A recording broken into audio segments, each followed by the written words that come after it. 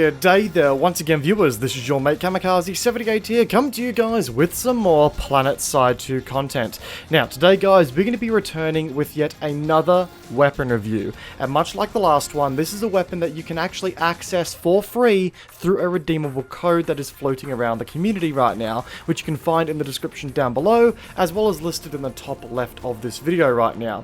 Anyway guys, today we're going to be looking at the NSX Tengu, one of the strangest SMGs on the battlefield right now, and one that takes a lot of finesse to use. It's certainly a weapon that's fun in the right hands, but it's not what I would call the most competitive option out there. Again, we'll discuss that as we go. Now, for those of you who are recently new to the channel, firstly, welcome. Secondly, here's how we like to do our weapon reviews here on the channel. Firstly, we're going to start off with a TLDR of the review for those who don't have the time to sit through a 10-minute plus review of a gun in a video game. But for those who are interested in the more nitty-gritty, we're going to start off by going through the stats that then build up the weapon, followed by some weapon-specific strategy as to how to make the most of it in battle, and then finally, we're going to discuss some attachment options to improve it further. But we have a lot to cover, so let's quickly give those who are a little bit more time constrained the TLDR they've been waiting for. So, let's just cut to the chase here and address probably the main question that the uninitiated to this weapon have. Yes, it is a shotgun SMG. It fires shotgun-like buckshot rounds at a half-decent full auto fire rate. And while I get that the NSX Tengu is officially an NS weapon, am I the only one who feels as though this thing must have come from a new conglomerate lab above all else? I mean, it looks like the NC took a long hard look at the fully automatic shotguns that are available in the game right now, and just sort of said, nah, this ain't it, Chief, we need to go further with our shotgun spam ability. And alas, the Tengu was born. The weapon actually sports a rather tight pellet spread when you're aiming down sights with it, and I just want to make that really clear here. Just because this is a shotgun-like weapon by design, it does not mean that you should just roam around hip-firing with it.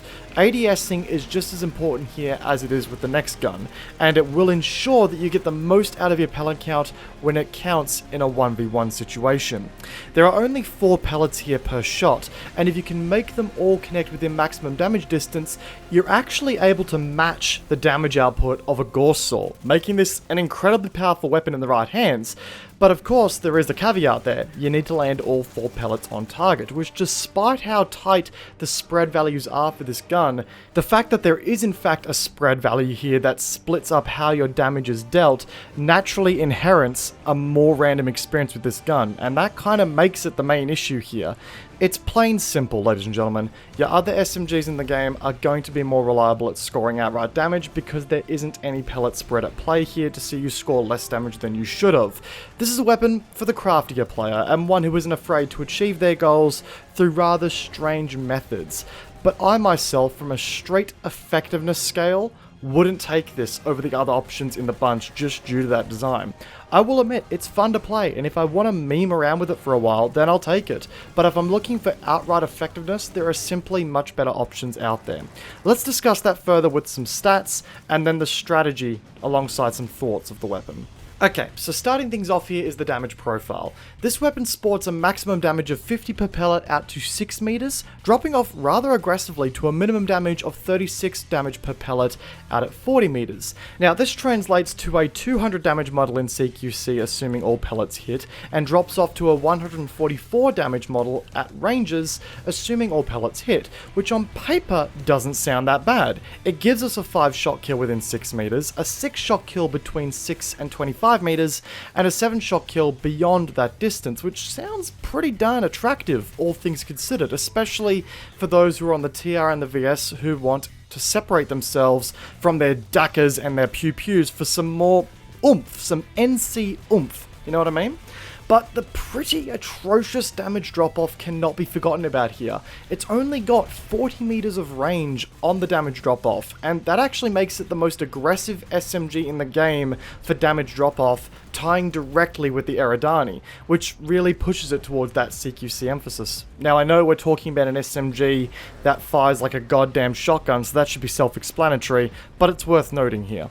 Now, the theoretical time to kills also demonstrate this CQC emphasis as well. It sports a 0.48 second time to kill at the 6 meter mark, drops off to a 0.6 second time to kill at the 25 meter range, and drops all the way to a 0.72 second time to kill at the 40 meter mark. And while that doesn't sound so bad, these time to kills are probably the most theoretical I've ever covered on the channel due to the weapon's design, and the presence of pellets more specifically. Now, this can be made clear with some discussion surrounding recoil and general accuracy with the weapon. The recoil here isn't actually that bad for its damage model. It sports a pretty mediocre vertical kick with some slight horizontal shake that is actually difficult to let it get the better of you. Unlike most other weapons that sport a 200 damage profile, this weapon's recoil is actually difficult to lose control of. But the real thing we needed to consider here is the pellet spread. I decided for this review to get some readings of how the recoil and pellet spread looked while hip firing and aiming down sights at the same distance of 15 meters from the target. As you can see, the pellet spread does become a whole lot more agreeable while aiming down sights. The numbers here are a pellet spread of 3 while hip firing and 0.75 while aiming down sights for those who are interested. But despite that, there is still a significant amount of deviation between the rounds, even at a 15 meter distance. Which again, when you combine that with the fairly average time to kills at range, you have this to worry about. It's nigh impossible to ensure that every pellet hits your target even at a 15 meter distance, but more on that in a jiffy. For those wanting to know the stats behind the recoil, you have a 0.4 degree vertical kick per shot with an accompanying 3.5 times first shot multiplier, leaving us with a 1.4 degree vertical kick for the start of every burst. Yeah, look, bursting SMGs isn't really going to be something you should be doing often anyway, so this is something we don't really need to worry about.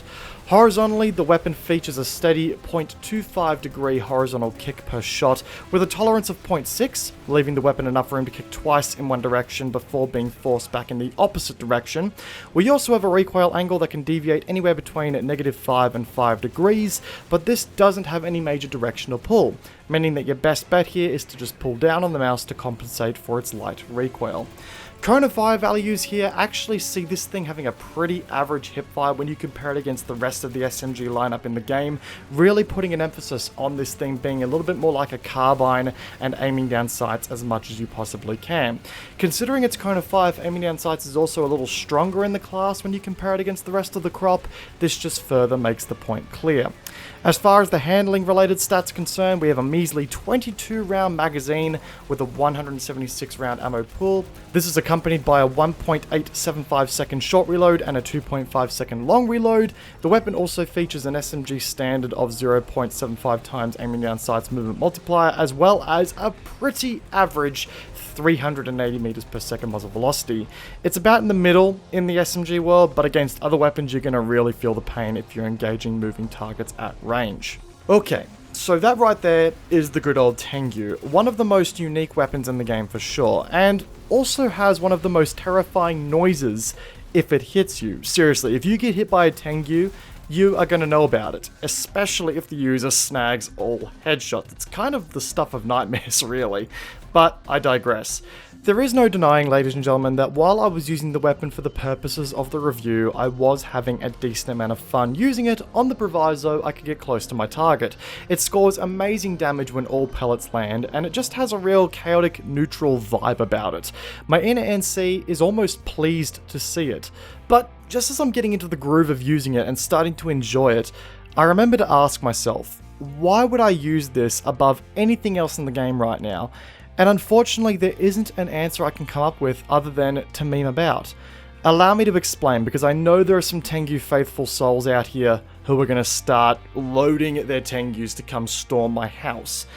This weapon is a damage model that will, without a doubt, feel great when all the pellets connect. Having a pocket shotgun that can match the damage of the feared and respected Gorsaw is without question an ambition among most soldiers. But here is my problem with it. There is a weapon in the NC's arsenal that is also an SMG that also features the 200 damage CQC damage model with a faster rate of fire that produces a faster time to kill. And the best part about this weapon I'm referring to is that I'm going to be able to aim for the target's head and know that 100% of the damage is going to receive the headshot multiplier. For those wondering what weapon I'm talking about right now, It's the Gladius, the NC Gladius. The point I'm trying to make here is that sometimes with the Tengu, when aiming for the head, you will have pellets miss completely or land on the torso, removing some critical DPS from 1v1 engagements. But Cami, the Tengu features a much more forgiving damage drop-off at range than the Gladius, allowing for you to stretch the weapon out to a longer distance and be a bit more adaptable with it. And while this is true in theory, let's remember the image from the card earlier, ladies and gentlemen. The weapon at 15 meters has a pretty aggressive deviation at even a relatively short range, meaning that the weapon at range, at that further range where the damage over range argument comes into play, the weapon just starts missing due to its built-in shotgun feature. So the argument for me that the Tengu becomes more of a carbine at range in comparison to its other SMG counterparts is a bit lost, because it's quite difficult to score all those pellets on target at those extended distances. Now yes, for those who are on the VS, the TR, or even the NSO, you're in a slightly different position where you guys don't have access to another 200 damage model SMG like the new Conglomerate does, which means that this one sports a slightly more unique entrance to your arsenal. However, even then, all it takes for you to do is to be able to land headshots consistently on other SMGs at CQC to match the damage that this thing outputs, and at times even potentially outdamage it, because once again, you don't have to deal with the randomness that comes from pellet spread. And again, with literally every other SMG in the game, you have the added benefit of, you know, being able to reliably engage at 20 meters plus and know that 100% of your damage of that range is actually going to hit where your crosshair is pointing, relatively so at least. Now, I know that this is probably sounding very much like a Tengu bashing session, and that isn't the intent here. I just want to make it very clear that this weapon does have some incredibly tight limitations that kind of make the other SMGs in the arsenal much more competitive options. And I mean, much more competitive options. But make no mistake, ladies and gentlemen, I did have fun while reviewing the Tengu, and I have used it before to great effect. One of the best tips I can offer when using this thing effectively is ensuring that even at CQC, you should be aiming down sights when engaging. The tighter pellet spread is going to ensure that you do maximize your damage model and remain competitive against those more conventional weapons out there. And on top of that, the next thing I'm going to recommend doing with this weapon is going to be a bit controversial, and annoyingly, it does train newer players to do the wrong thing by the rest of the arsenal. But at times, you really shouldn't go for headshots here. Now at CQC, eat your heart out. You know, take on those headshots if you're at slapping distance, because 9 times out of 10, if your aim is true on your target's head, you should be able to make all of your pellets hit as intended. But as the meters start to run away from you, your target's head is simply going to become too small to really make the pellets work. So you've really got to aim for center mass. With this weapon, it really is all about aiming for that center mass and hoping that you get some damage on the head as a bonus, not the other way around. In addition to that, make sure you are remaining mobile and have a place to reload as per needed with this SMG. Its small mag size here is not forgiving if you leave it unattended for too long. Only 1 or 2 kills per magazine here is the way to go. Once again guys, I don't mean to make this a Tengu bashing session. I know there are some people that swear by this weapon and love it for all of its intricacies. I'm just looking at it from the perspective of a level of competitiveness.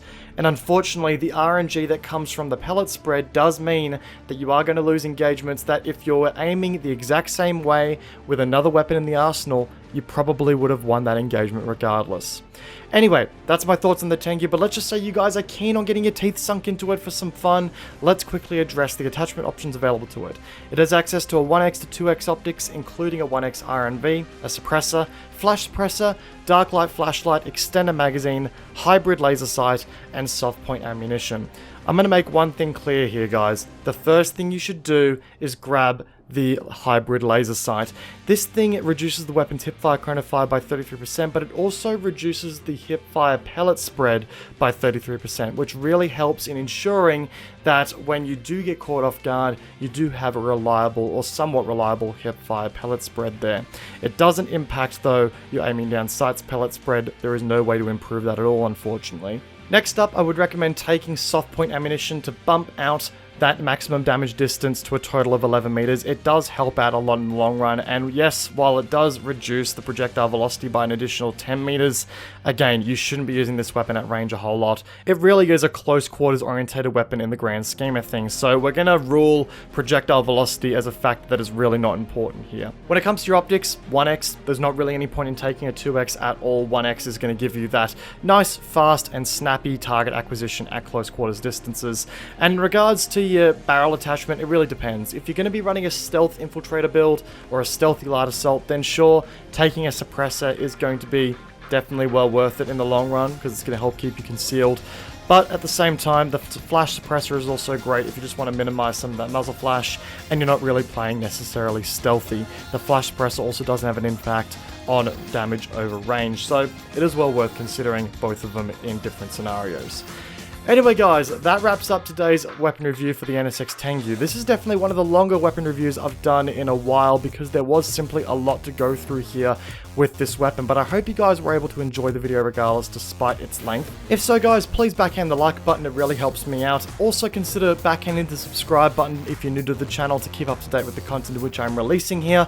On top of that guys, if you are a long-term survivor here of the channel's content, firstly, I'm sorry. Secondly, thank you.